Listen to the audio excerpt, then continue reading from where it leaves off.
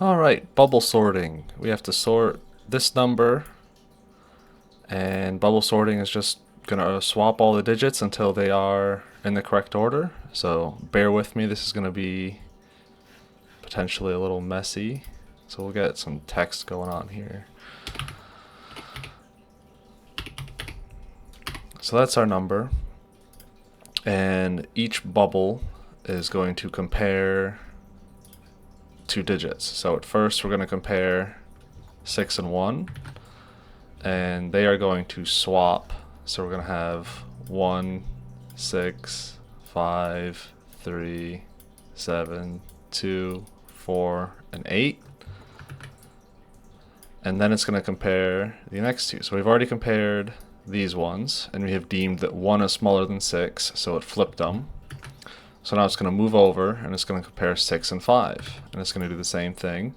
1, 5, 6, 3, 7, 2, 4, 8. This is really hard to write with a mouse. So then we compared 5 and 6. It's going to move over, and it's going to compare 6 and 3. And we're going to get 1, 5, 3, 6, 7, 2, 4, and 8. And then we've done 1 and 6, 5 and 6, 3 and 6, so now we're on 6 and 7. And those are not going to swap, so it's going to be the exact same thing again. 1, 5, 3, 6, 7, 2, 4, and 8. Then we're going to compare the 7 and the 2. The 2 is less than the 7, so they are going to swap.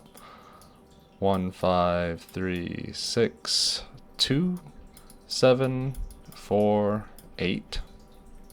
And then we're going to do 7 and the 4. Again, the 4 is smaller, so those will swap. 1, 5, 3, 6, 2, 4, 7, 8.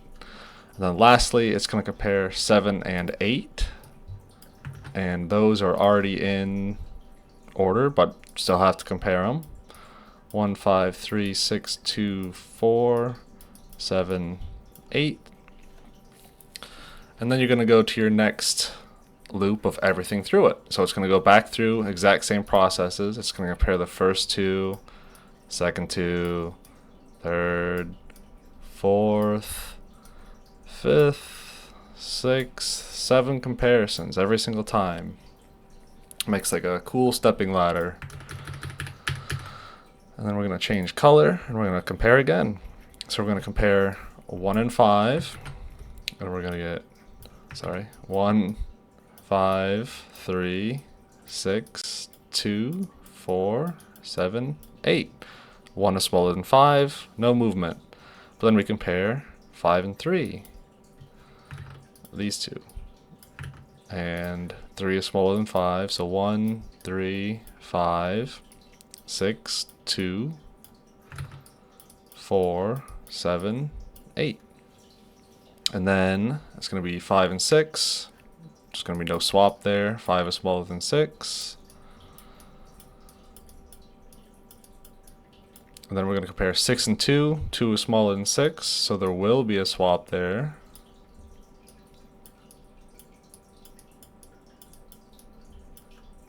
And then we're going to compare 6 and 4. 4 is smaller than 6. 1, 3, 5, 2, 4, 6, 7, 8. We're getting more sorted. 6, 7, 8. Sounds pretty good. Now we're going to compare 6 and 7. And then we're going to compare 7 and 8. There's going to be no changes between these. Now there is a way to say, like, those are already sorted. They're at their maximum value of where they should be. So you could do the sort to where you don't have to strictly go over those. Like you would move your barrier, be like, those are sorted, so only sort these ones. But that's not how I'm doing it. We're just going every single one. So we compared these, we compared these, we compared these, we compared these, we compared these. It makes a cool stepping. Okay. Except I think I shifted it over a digit, but we're fine. But we got to start from the beginning and back to 1, 3. And we're going to have 1, 3, 5, 2, 4, 6, 7, 8. No change. 1 is smaller than 3. There's going to be no change for the next one too. 1, 3, 5, 2, 4, 6, 7, 8. We're comparing 3 and 5. 3 is already smaller than 5, but now we're comparing 5 and 2. 2 is smaller than 5, so we will get that swap in here. And now we're going to be comparing 4 and 5. 4 is smaller than 5, so we will get a swap here. 1, 3, 2, 4, 5, 6, 7, 8. And then all those are going to be the same. It's going to compare them. So it's going to go 5 and 6, 6 to 7, 7 to 8. And there's going to be no change between any of them. So we're going to compare the 5 and the 6.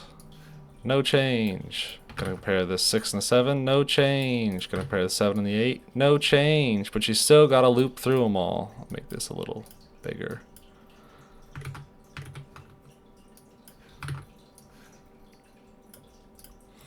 So we're going to go back to the start. And we're going to compare 1 and 3 again. 1 is smaller than 3, so there's going to be no change. 1, 2, 4, 5, 6, 7, 8. Looking pretty good. And then we're going to compare 3 and 2. 2 is smaller than 3. 1, 2, 3, 4, 5, 6, 7, 8. And then it's sorted. We know that as humans. But the computer doesn't know that. It's going to compare the 3 and the 4, the 4 and the 5, the 5 and the 6. It's going to do all those comparisons again. So you're going to every single step. So you're going to get the 3 and the 4. You're going to get the 4 and the 5. You're going to get the 5 and the 6. You're going to get the 7 and the 8. And then you're done. You'd think. You'd think you're done sorting all those. I think I'm actually missing one.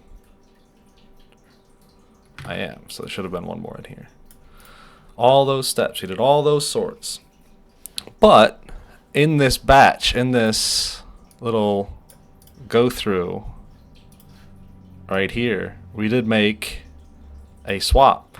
So it's going to have to start all over from the beginning, and it's going to have to give you the 1, 2, 3, 4, 5, 6, 7, 8, and compare all of those individual things again. So it's going to go between 1 and 2, 2 and 3, 3 and 4, 4 and 5, 5 and 6, 6 and 7, 7 and 8 every single time, just to verify that there are no swaps in there.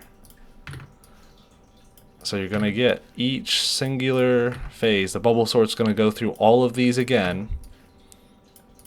And when it gets to the end and it didn't make any swaps, so all the lesser numbers are on the left, all the greater numbers are on the right, then it's going to consider this properly sorted.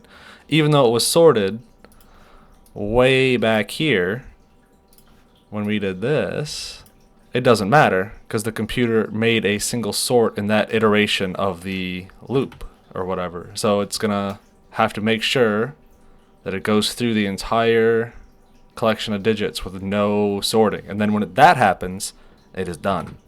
And that's bubble sorting.